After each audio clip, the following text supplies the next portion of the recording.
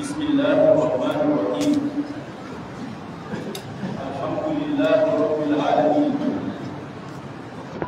والصلاة والسلام على سيدنا محمد الفاتح الخاتم وعلى آله حق قدره ومقداره العظيم.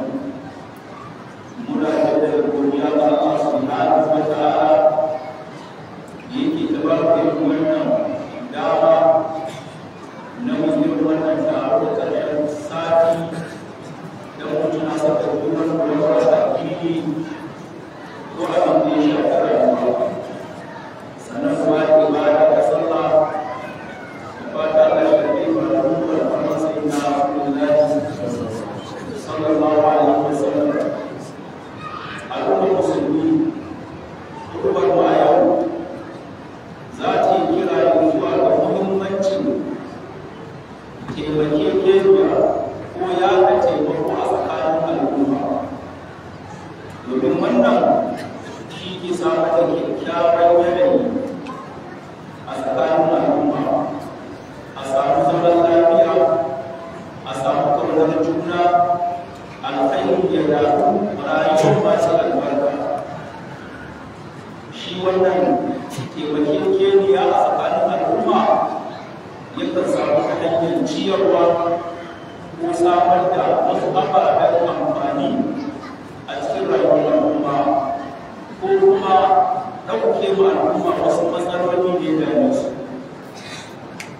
Duka wannan yana cikin faɗin Allah subhanahu wa ta'ala, wa ma tuqaddimu li anfusikum min khairin tajiduhu inda Allah. Ya kuma yi Allah ya kamata mu nuna Allah subhanahu wa ta'ala ya halicce mu, ya ije mu a wannan doron ƙasa. Muna da mabambanta hali a cikin rayuwa, wasu mawadata, wasu talakawa, wasu masu ƙarfi, wasu masu rauni. Har Allah subhanahu wa ta'ala ya ga dama ya yi mu don wata hikima tashi, shi ne ku yada taimako a tsakanin. Allah bai ga zai bai wa kowa ba, amma haka Allah ya yi don wasu su taimaki wasu da abin da suke da shi, wasu kuma su yi addu'a ga waɗanda suka yi musu wannan alkhairi, sai ga kowa taimakon kowa yake yi. Ya kuma yi Allah, mawadata ya kamata su sani ba Allah ya fifita su ne a kan sauran mutane ba, a'a Allah ya yi musu wani nau'i ne na karamci su zama wasila na yaɗa alkhairan Allah da arzikinsa zuwa ga al'umma. Shi sa za ku ji Allah subhanahu wa ta'ala a cikin ayoyin Al-Qur'ani umarni yake ma mawadata kai tsaye da cewa su ciyar daga dukiyar Allah. Kaji Allah yana faɗi wa anfiqu mimma lillahi alladhi ataakum, ku ciyar daga dukiyar Allah da ya ba ku. Kaji Allah yana faɗi wa anfiqu mimma ja'alakum mustaqbilina fi, ku ciyar daga abinda Allah ya sanya ku halifofi a kai. Wato Allah subhanahu wa ta'ala yana faɗa wa mawadata cewa shi ne fa mai dukiya, shi ne fa mai arziki, ya nema kuma wadata ne ya gaya za ku. Daga cikin kuma abin da shi Allah ya ce ku yi shi ne ku bai wa talakawa. Sannan idan ba su gane wannan language din ba, ka ji Allah subhanahu wa ta'ala ya ce ku ba da rance. In kuna ganin kamar kun bayar ya tafi kenan, sai Allah ya ce man dalladhi yuridu Allah qardan hasana fa yudha'ifahu lahu adhafan kathira wallahu yaqbidu wa yabsutu ilayhi turja'un. Allah ya ce wane ne zai bai wa Allah rance mai kyau? Allah ka san bai bukatar rance. Allah mawadaci ne, kowa mai bukatar zuwa gare shi. Don haka yi kan faɗa ma ya ayyuhan nasu antumul fuqara ila Allah wallahu huwal ghaniyyul hamid. Amma Allah ya ce ku ba shi rance dan ya nuna ma mawadata cewa yadda suka san cewa in sun ba da rance ga wani suna kyauta in an bada to zai dawo da abin, zai bada abin da aka bada kiyama. Mishi Allah ninninkawa yake. Shi yasa Allah yake faɗa mana misalin waɗanda ke ci da dukiya saboda Allah kamar mutum da ya shuka wani ƙwayar hatsi ne guda ɗaya. Wannan ƙwayar hatsi ya fidda zanganiya guda bakwai. Kowane zangane ya fidda ƙwaya guda ɗaya. Kuma Allah haka yakan ninninka kuma ga wanda ya so. مثل الذين ينفقون أموالهم في سبيل الله كمثل حبة أنبتت 7 سنابل في كل سنبلة 100 حبة والله يضاعف لمن يشاء والله واسع عليم. Allah subhanahu wa ta'ala ya yi alƙawarin cewa duk wanda ya bada sai ya ninka masa. Wa ma anfaqtum min shay'in fa huwa yukhlifuhu wa khairur raziqin. Allah ce duk abin da kuka ciyar ko ma menene, dukiya ne, abinci ne, sutura ne, wani abu ne da zai amfanar da al'umma, Allah ce zai ninka muku shi.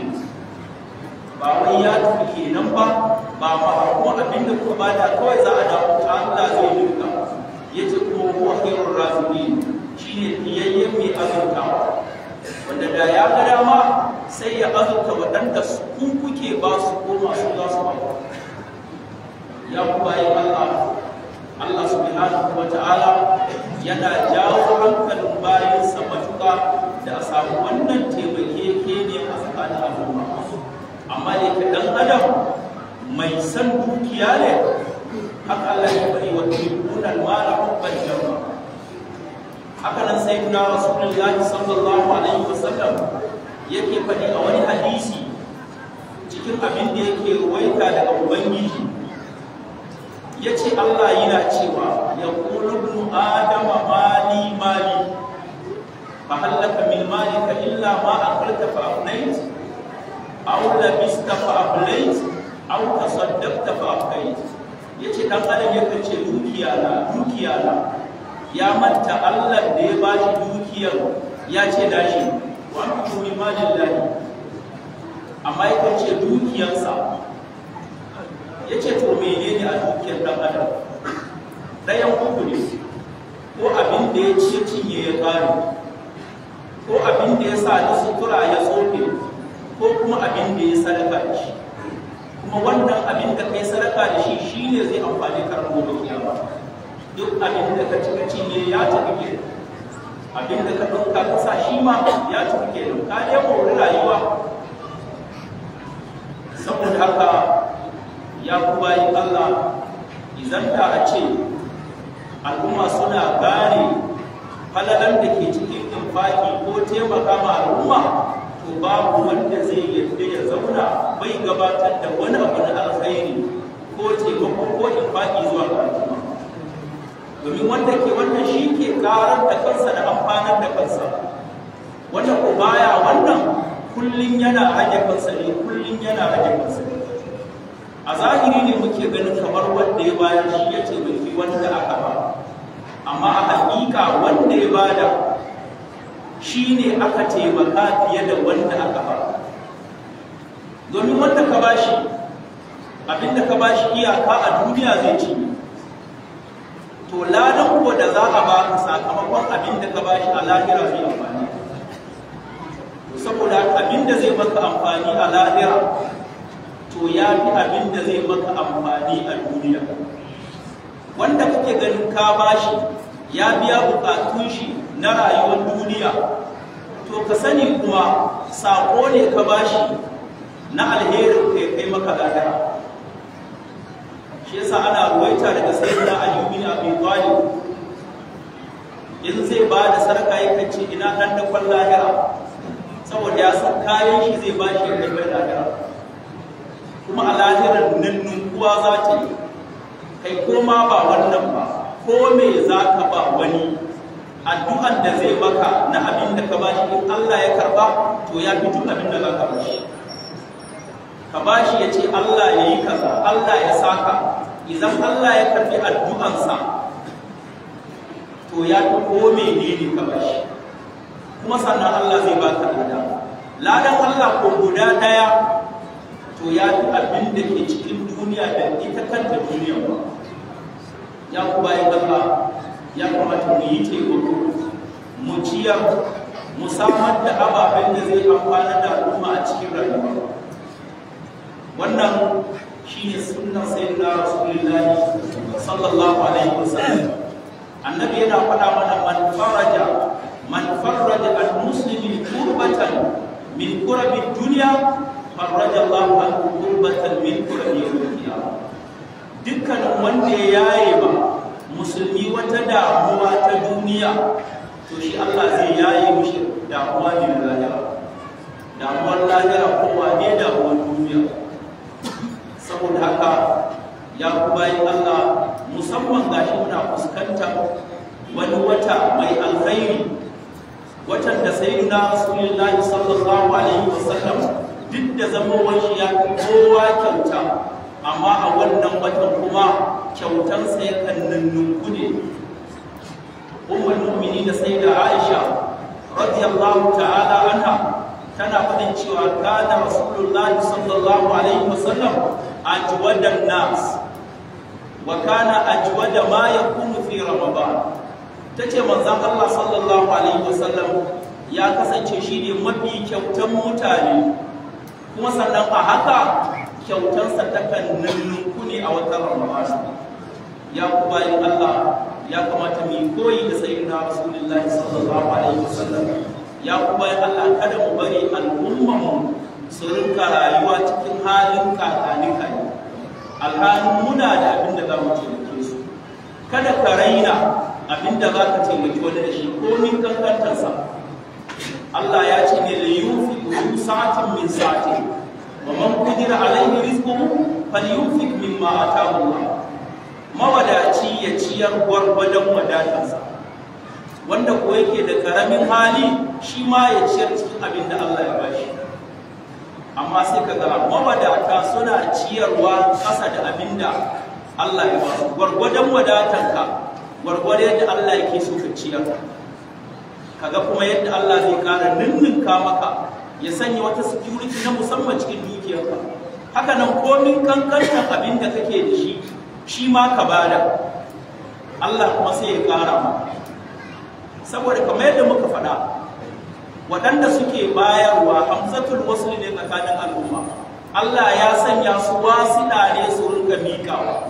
Idan Allah yana baka tana miƙa, to ba zai hana ka. Ya ku bayan Allah, a cikin maqam na taimako ko ciyarwa saboda Allah, wannan munasaba zai sa mu tuna da wanda ya assasa wannan wuri. Shine Alhaji Bala Al-Babello. Alhaji ya taimaki addinin Allah a fagage da yawa. In ka tambaya za ka ji labarin masallatai da yawa Alhaji yana da gudunmawa. To balle a wannan mu'assasa, a kowane barayi za a gudunmuwar shi yana da girma, cikin abin da ya shafi makaranta, cikin abin da ya shafi masallaci, cikin abin da ya shafi marayu. Allah ya yawaita mana irinsu. Ya kamata mu yi koyi shi. Ya yi aikin alkhairi matuƙa. A wannan wata sai muna tuna lokacin marayu. Mafi yawancin abin da ake miƙawa zuwa ga marayu na tufafi da abinci, Alhaji shi ke badawa. Allah ya saka mishi da alkhairi. Ba na manta lokacin ake gina wannan sabon gini. Ana aiki, za ka yi mamaki, ana ruwa ma.